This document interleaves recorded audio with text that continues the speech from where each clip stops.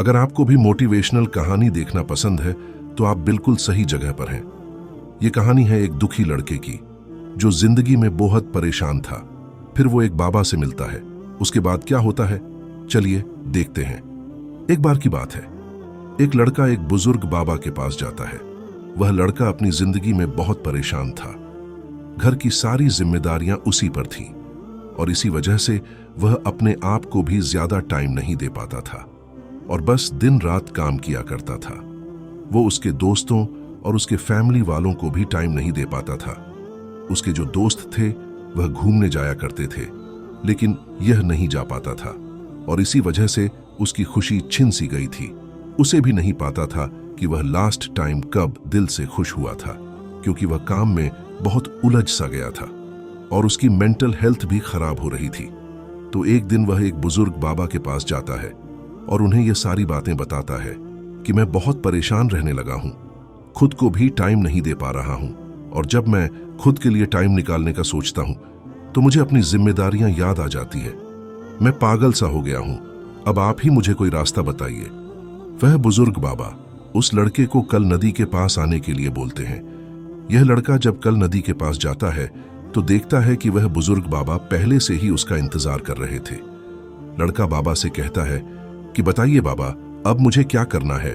तो बुजुर्ग बाबा उस लड़के से कहते हैं कि बताता हूं, लेकिन पहले हमें नदी की उस साइड में जाना है, मतलब नदी की उस किनारे पर जाने के बाद मैं तुम्हें बताऊंगा कि तुम्हें क्या करना चाहिए।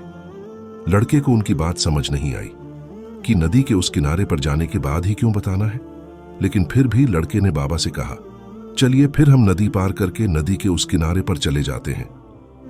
तभी बाबा ने उससे कहा, ऐसे नहीं, हम उसे किनारे पर तब जाएंगे जब इस नदी का पूरा पानी सूख जाएगा।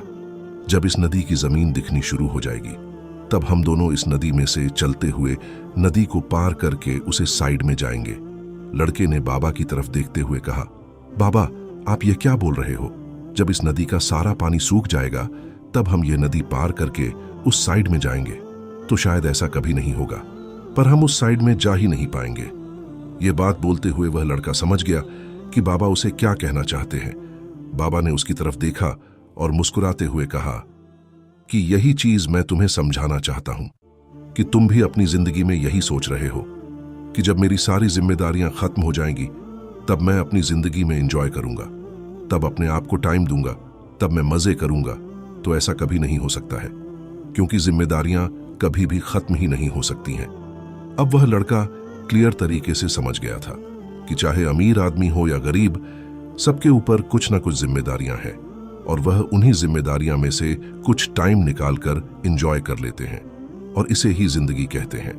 दोस्तों, इस कहानी से हम यह सीख मिलती है कि जिंदगी बहुत छोटी है और टाइम बहुत फास्ट।